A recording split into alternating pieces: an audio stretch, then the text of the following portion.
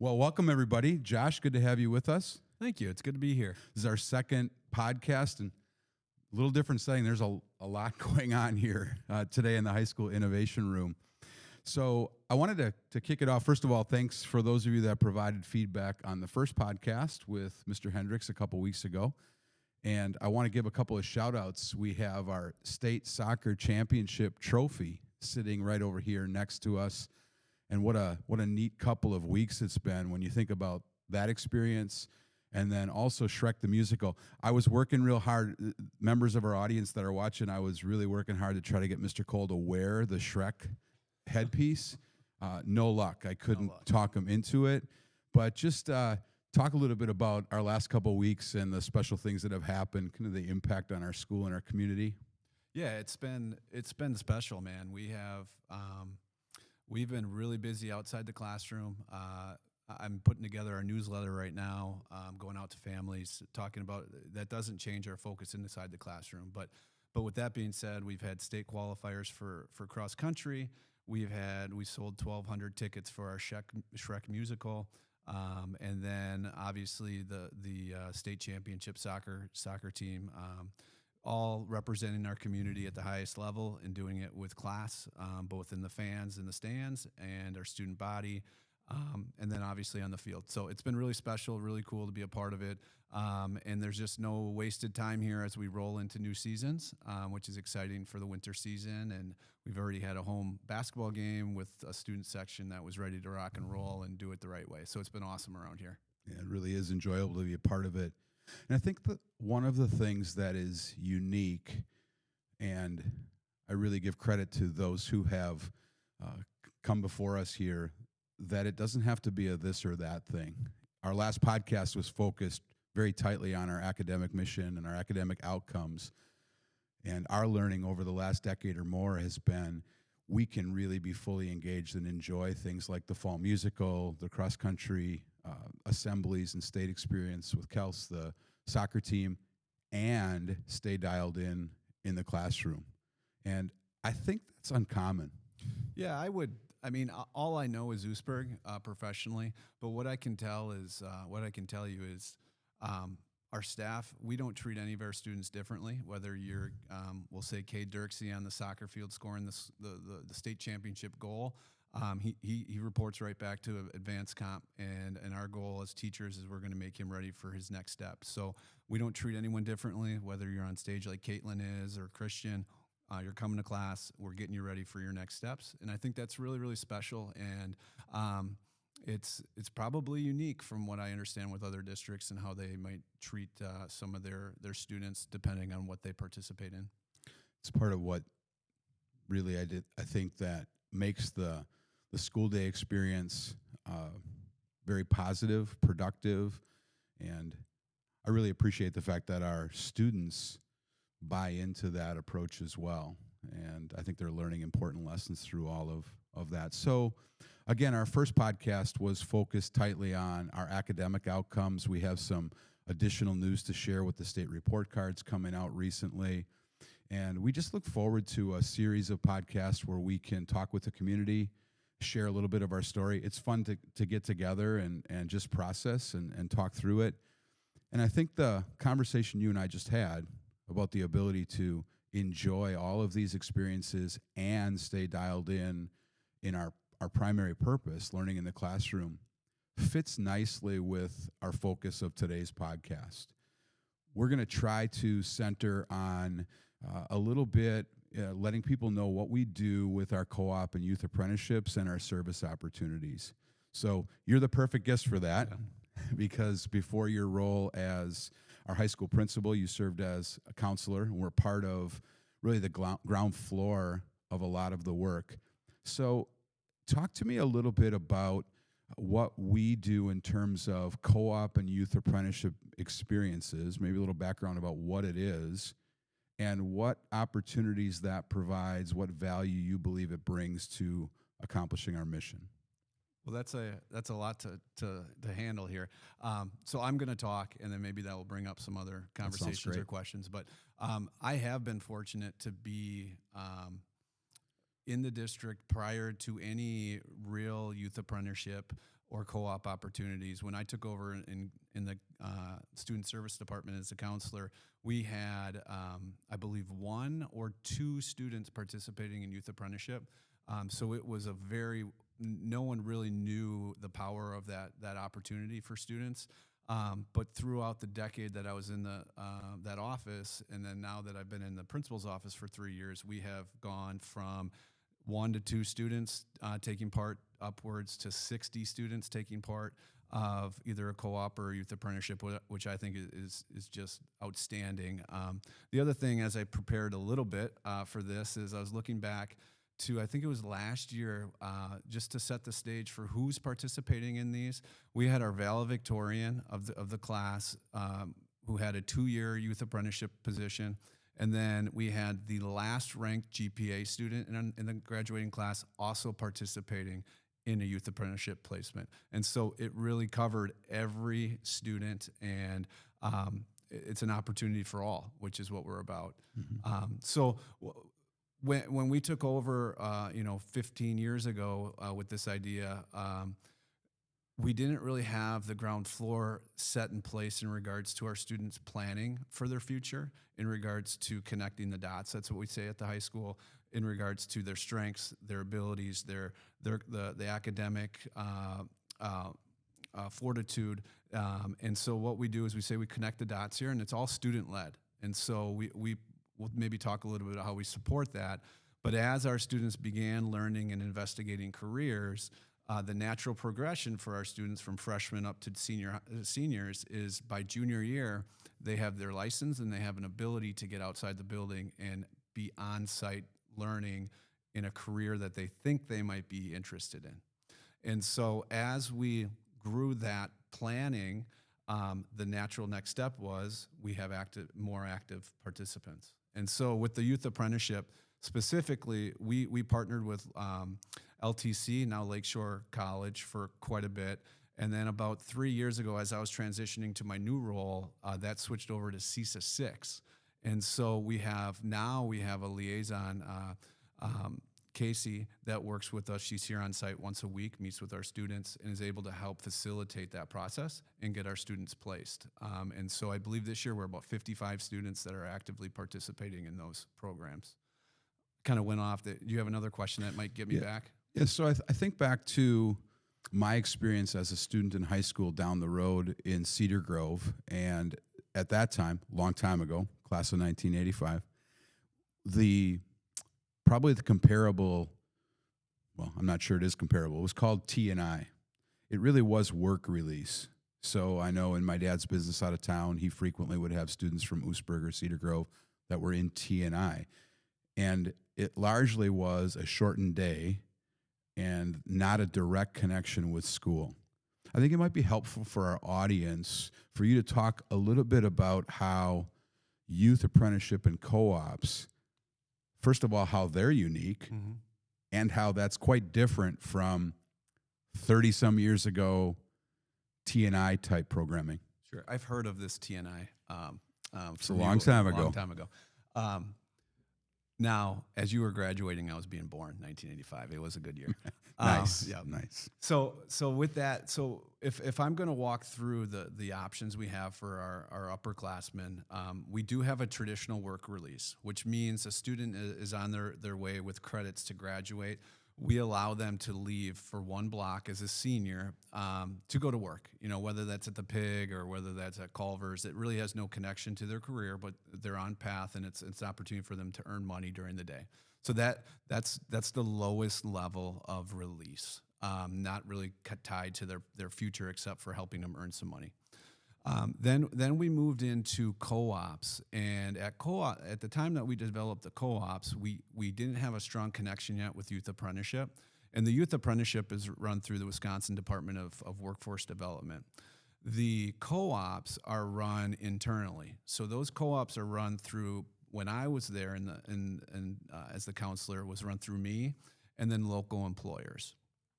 And then what would happen is our students, another big piece in why this works is because I don't find their placement, or Mrs. Stilo doesn't find their placement. The student has to find their placement, which makes them invested in that process and making sure that it aligns. We do our very best with our co-ops to align that with their future plans, whether that's an apprenticeship, tech school, or 4-year school. And then what we do is we have an agreement with local industry, like your brother. We had quite a few of our students up with Brookings. And we had 3 students, I believe, at one time up there. And what they do is we meet with them, we go over an agreement. Each student is required to get paid by the organization or the business. Each business is required to provide a mentor or a supervisor of that student. And each business and student is required to, along with our counselor, check in with each other on throughout the year to make sure that we're making strides towards being successful in that company. Our co-ops, based in our community, we have a lot of smaller trade businesses. And so the youth apprenticeship is more of a bigger animal to take on. And for smaller electrical companies, let's say J&S, it's him and now his son. His son did an apprenticeship last year with him. It makes more sense for those companies that have less resources to hire somebody on and mentor them in that way, without having to work through some specific guidelines that the youth apprenticeship has. And so that allows us in a community full of a lot of tradesmen to get our students placed, the Proctor, and the list can go on with where our students are at, really tied to who their mentor is and that they're learning the trade and they're just not sweeping up floors in the shop. That's not what we're looking for. Mm-hmm. We're working for skills and getting them successful, whether that's through an apprenticeship, that next step, or being hired on full time. So talk a little bit about that, Josh. Expand on the diversity of experiences, because my guess is that some members of our audience, it's easy to stereotype co-op, youth apprenticeship, T&I, or work release as trades and industry, where it really, if I'm correct, is much broader than that. It is. It's really anything that you can think of or imagine in today's workforce. And so that took a while to break down that barrier with our community. We have, and I'm going to miss one, but one of the fun things about our roles is we can see. We can put together cool pictures and see where our kids are placed, and each year it's a little bit different, So we have students that are working for banks and for finance and accounting. We have students working with Kohler for graphic design. We have students that are engineering focused that are working at Masters Gallery. Example, we have healthcare is a big interest for our students, so we have a lot of students that are pursuing that, either a dietary aide, so you might find yourself in a nursing home, or a certified nursing assistant, a CNA. So again, maybe a nursing home. We do have a placement at Aurora Hospital for one of our CNA students here who's a senior. And then on top of that, we have all the trades that are in our community and make our community great. And so again, from our valedictorian, who was an engineer-based student who's going to a 4-year school, to a welder who's down the road is going right into an apprenticeship. So really, it's anywhere and everywhere. So that's helpful. I think particularly when I think about the diversity of experiences, that is always exciting and somewhat surprising for me. I think that's neat. And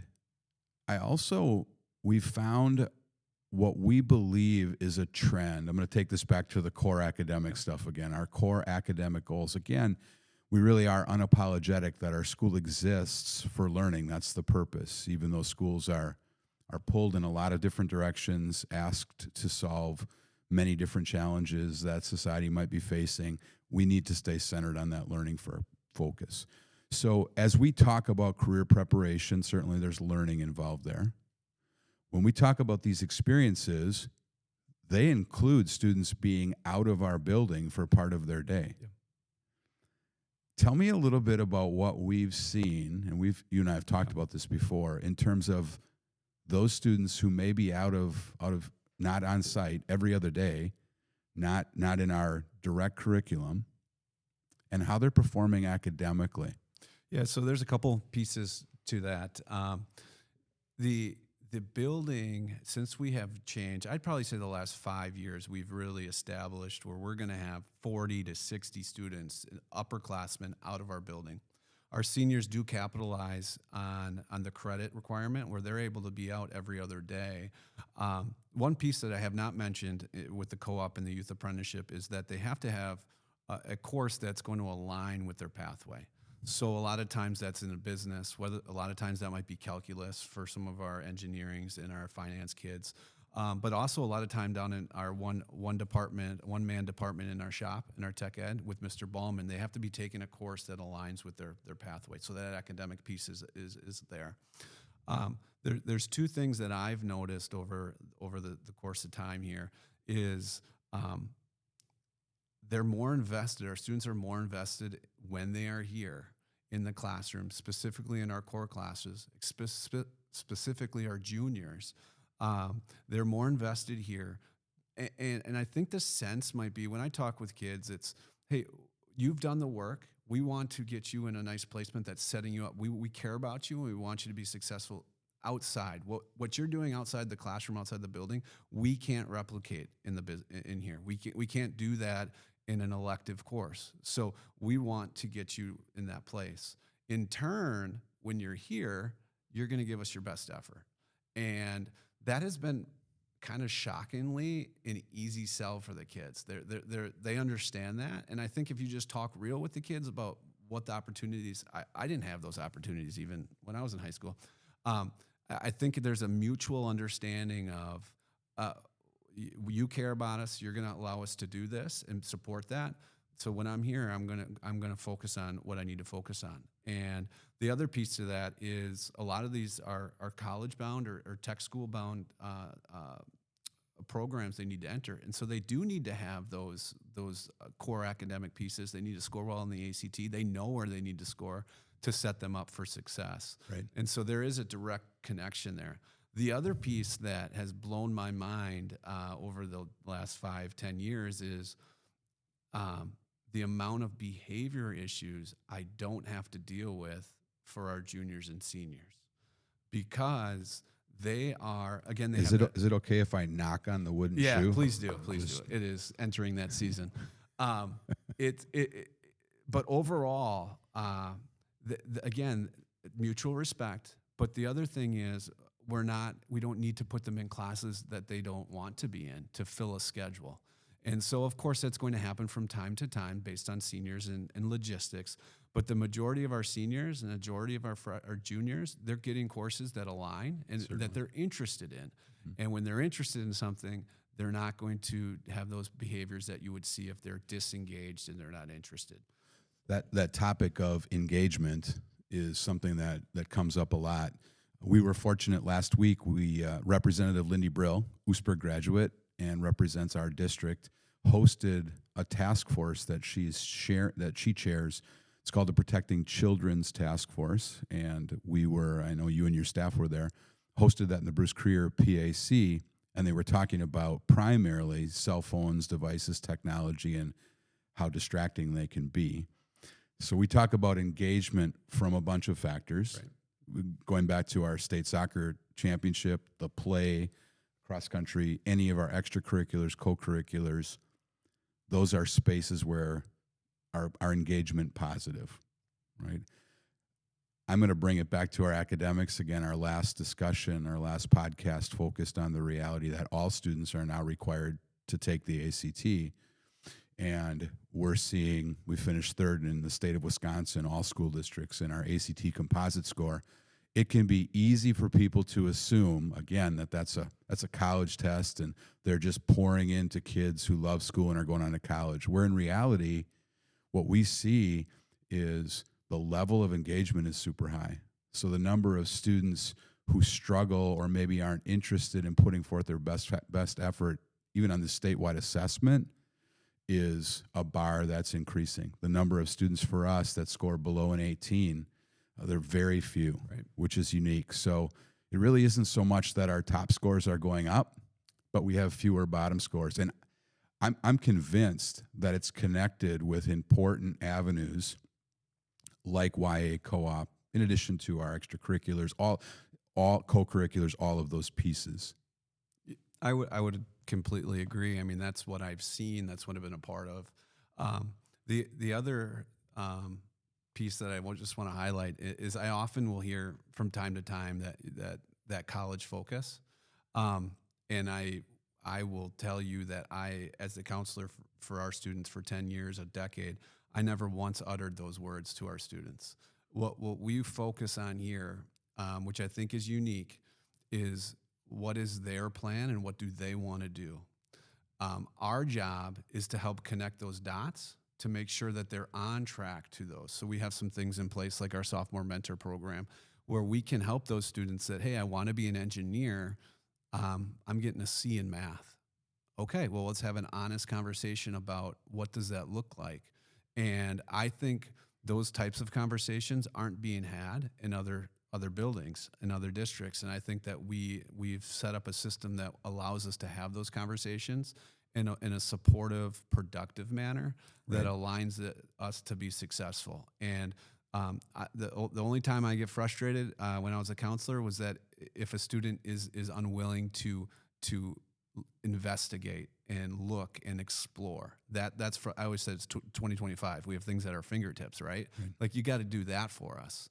And then we're going to help guide you get you where you want to be, not where I want you to be, not where your parents want to be. They'll be a part of that conversation, but it's where do you want to be?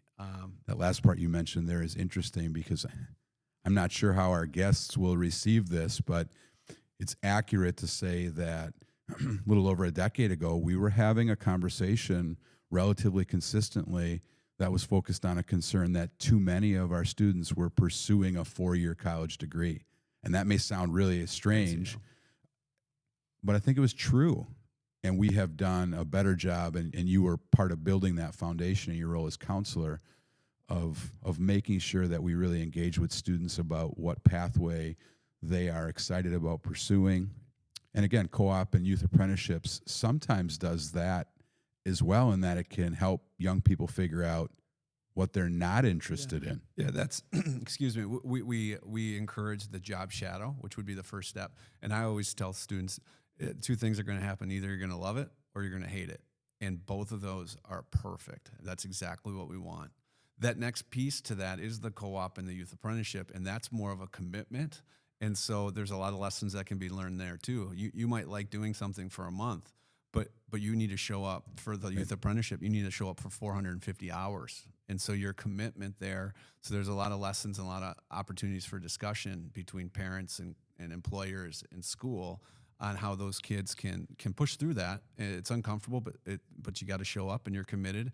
And now you know that's not for me. Right. And that's a great thing because you're 17 years old and you're figuring that out. Right, for sure. So how does this work? And I understand some of the answers, but you're certainly more well-versed. Our audience, our guests might be curious about how does this work for extracurriculars? We talked, I mean, Shrek was awesome, right? You and I were both down at the soccer state tournament, followed him through the tournaments, and are at different events. If somebody's going to sign up or engage in a co-op or youth apprenticeship, does it limit their opportunities in some of those other areas? Yeah, that brings me back to when we started launching that, the time when more and more kids were doing that. And the answer to that is no. It does not limit their opportunity to participate. What it helps our students practice is time management, right? And that's not a bad thing either. I think that's a great thing. It's a real life. And so with the youth apprenticeship specifically, that's a 450-hour commitment. That there's competencies, skill competencies that the students are working towards under a mentor, and they're going to be able to receive some credentialing from that and some certifications through that program. And so a lot of times, the majority of our students are doing that in the school day. Mm-hmm. And so the more and more we've done this, more and more employers want our students, because we work really, really hard and we have a track record of doing that. And then once we've established that in local industry here, they understand you're a student first and you are on the basketball team or you're on the football team. And that is another life lesson for our students. They have to communicate that. And they have to work through those things with their employers But no, I have not personally been made aware of it taking kids away from that opportunity. So I would echo the importance and the lessons that it teaches around communication with our students who are in those experiences. But I'd be remiss if I didn't give a shout out to our employers as well. I've really been pleased with their flexibility, their willingness to really, they want well-rounded young people. So if there's a young person who is in a co-op or youth apprenticeship experience and there's commitments to that employer while they're also involved in the play, a concert, whatever the situation might be, just a shout out to our employers for really being flexible and allowing them to be students first.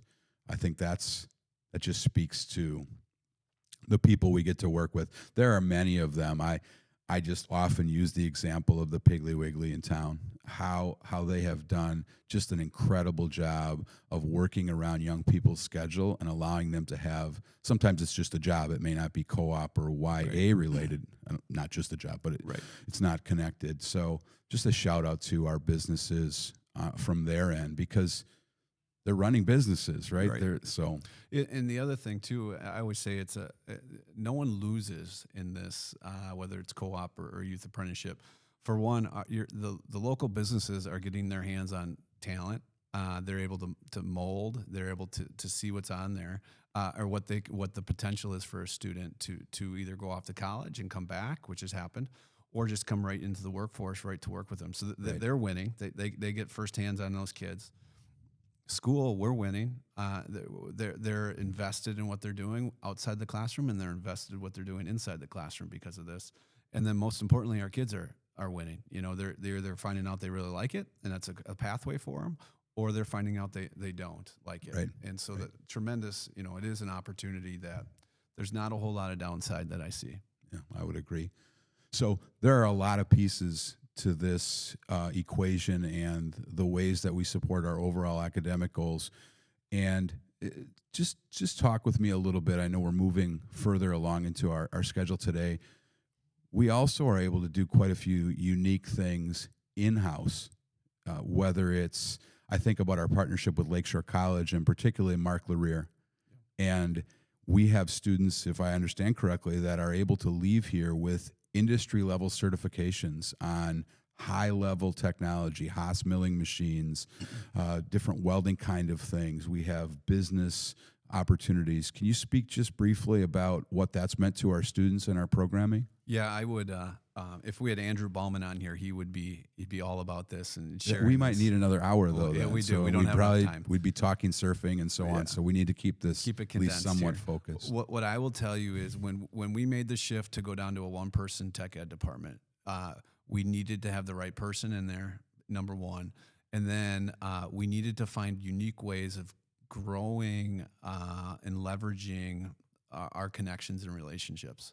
And so Andrew is doing a fantastic job in doing just that. And so you mentioned Mark Lerear.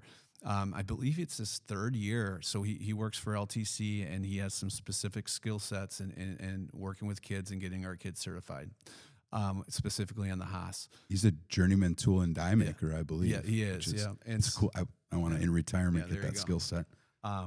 And so what we have is Andrew, Mr. Ballman's able to bring in Mark, and he can continue to run his classes, and then he can have students go and work independently with one-on-one with Mark or in a small group, and they work through and they become certified in different areas. They receive certificates, and by the end of this year, Andrew's goal, along with Mark, is to between 15 and 20 of our students being recognized and certified.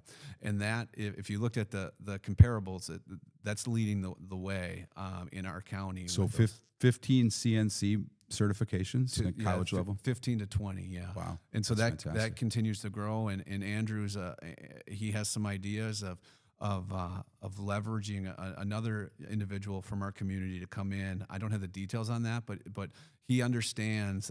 He's humble enough that he knows he doesn't know everything about everything, and that's not the expectation. Right. But he can get the right people, and so if it's all about people and relationships and how they're going to work with our kids. And I'm optimistic that rate of certificate's going to go increase. Well, and I think that that's another shout out to our business examples, because we do it feels like we have industry professionals in here frequently, or we are going on site with larger groups, not just in the co-op and YA. I know that the annual project of building a mock-up, a foundation, walls, wiring, electrical, windows, doors, Andrew will bring in outside experts to speak to really the craftsmanship that's required and the skills required. We can, throw some things together, but to do it at a level that has that level of quality. And that's when those businesses are using their time and resources purely to invest. There's really not any immediate return. Well, I will argue that Chapa is a local industry, and they currently have 3 of our former students that graduated last year and the year before, directly because of the connection with our school district and the shop and the YA program. So it's really cool. We had Luis walking through the hall, who was just here last year, and now he's working full time, and they're loving him. Well, and we do see examples of that. That's a good point. I think all we need to do is walk down our hallway, and we can see the sign for Masters Gallery Cafeteria and how generous they've been in terms of investing in our kids. Could walk through our industrial park and business after business. So throughout the community, we are really grateful to have great business partners. It's a large part of the work ethic that's inherent in our community, and that's a legacy that we see being lived out by our students. And I guess what I would say is I'm thankful to hear and get an update on some of this, as we have a responsibility to invest in that and continue that with that foundation that has been here for a while in terms of the type of young people that come through our building. Yeah, and I would be remiss not to mention our decor today is all created by our students and run through the shoebox, which is another authentic experience for our kids who run it, order it, purchase it, design it. They do it all. So it's really, really cool. Yeah. So thank you, Josh, for taking the time. We've talked about how our wish would be that more people would come to our school board meetings and check out updates at the annual meeting, but we know people are busy. So the opportunity to come together this way in short little segments and share some of our story with our community is just a win-win. So I appreciate the time. Shout out to Logan Davies and Lucas Allen on the backside for putting this all together from a technology front and the editing work and so on. There's a lot that goes into it. And we look forward to coming again soon for our next podcast as we take on the next chunk of the annual meeting. Awesome. Go Dutchman. All right. Take care.